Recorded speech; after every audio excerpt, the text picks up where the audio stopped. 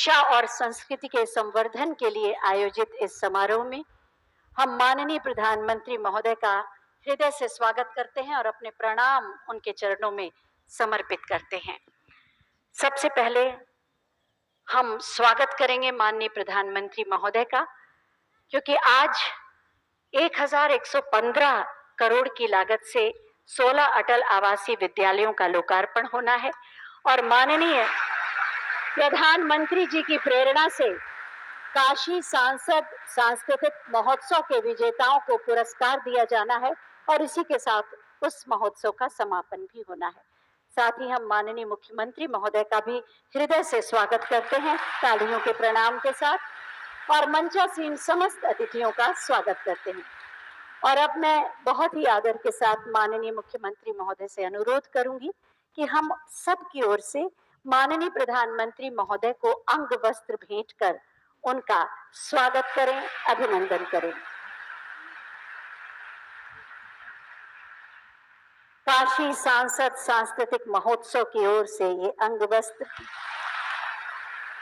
और साथ ही अटल आवासीय विद्यालय की ओर से ये स्मृति चिन्ह जो शिक्षा, संस्कार, विकास और दिव्यता का प्रतीक है।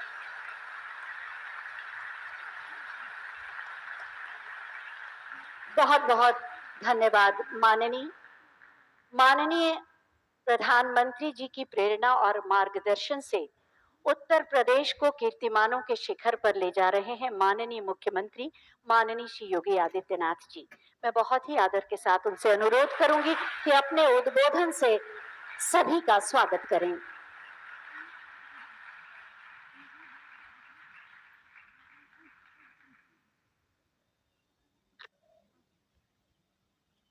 आदरणीय प्रधानमंत्री जी,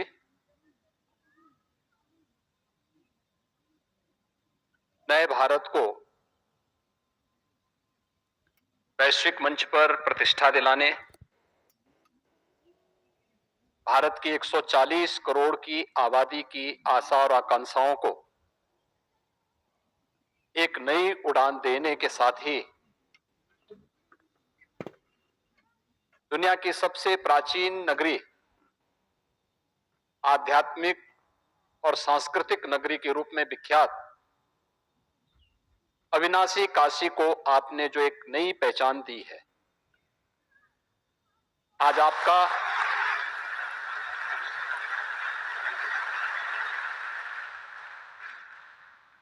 अपनी इस काशी में मैं काशी वासियों की ओर से, प्रदेश सरकार की ओर से हृदय से अभिनंदन करता हूं, स्वागत करता हूं।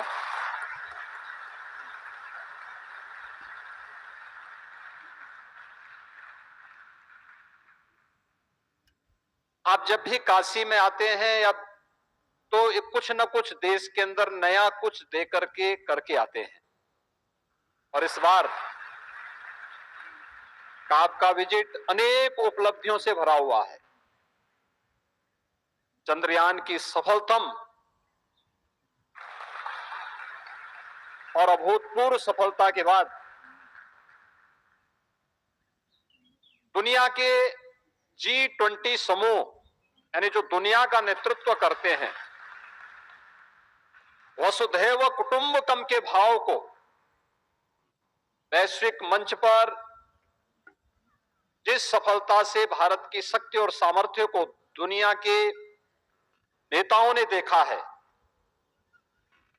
वह नए भारत का दर्शन 140 करोड़ लोगों को कराता है।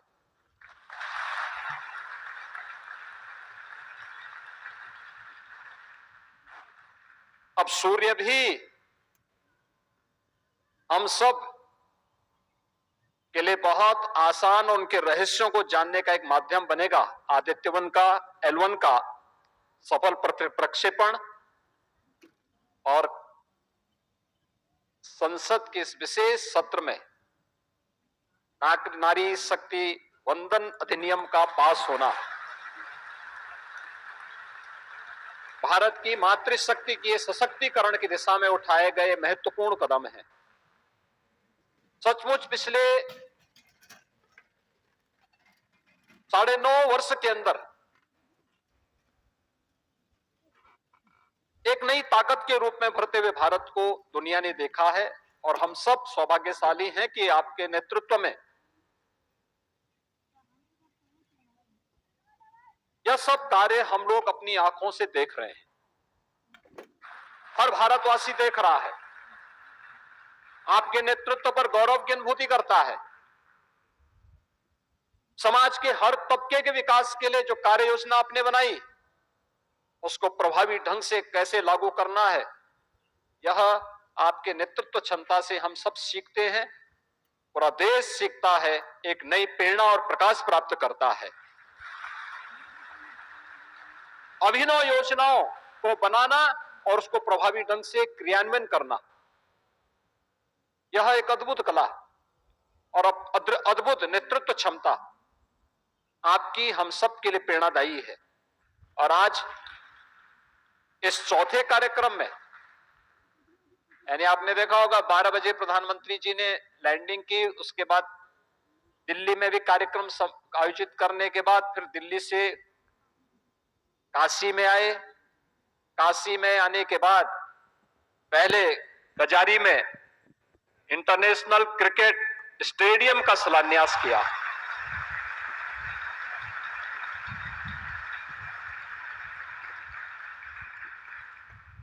भारतीय क्रिकेट कंट्रोल बोर्ड के द्वारा बनाए जाने वाला उत्तर प्रदेश में पहले स्टेडियम है।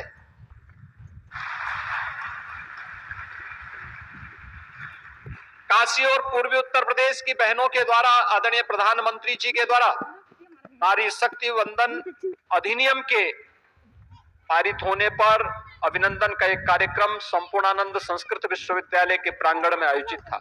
उस कार्यक्रम में आपने भागीदारी की। समाज के अंतिम पायदान पर बैठे हुए राष्ट्र निर्माता बनने का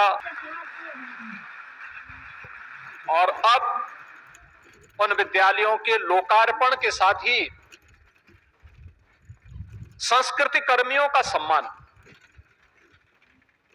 एक सांसद के रूप में भी एक जागरूक जनप्रतिनिधि को कैसे कार्य को एक मंच दिया हो, यह अद्भुत भी पहली बार देखने को मिला है।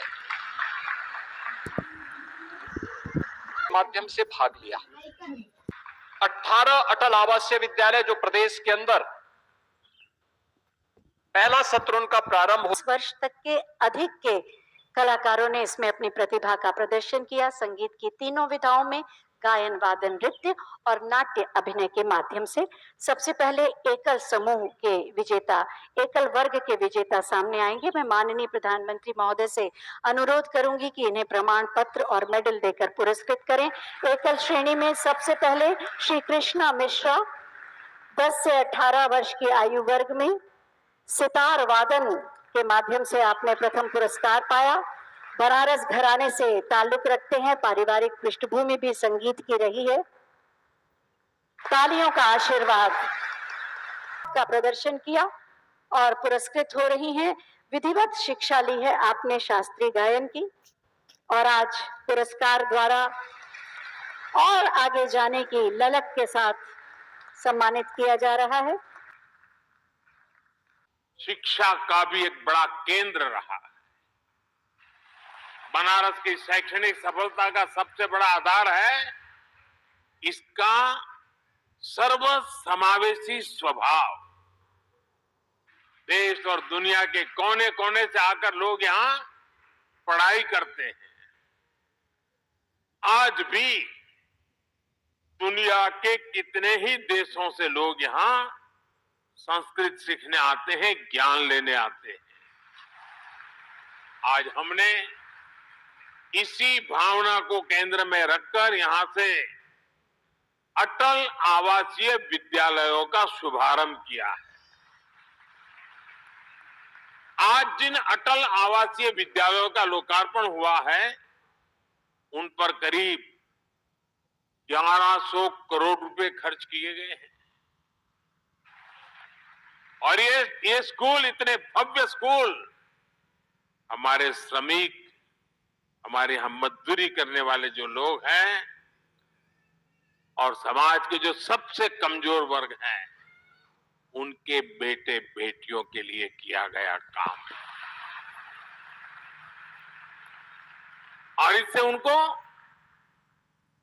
अच्छी शिक्षा मिलेगी, संस्कार मिलेंगे, आधुनिकतम शिक्षा मिलेगी। जिन लोगों की कोरोना में दुखद मृत्यु हो गई, उनके बच्चों को भी इन आवासीय विद्यालयों में निशुल्क पढ़ाया जाएगा। मुझे बताया गया है कि इन स्कूलों में कोर्स के साथ साथ संगीत, कला, क्राफ्ट,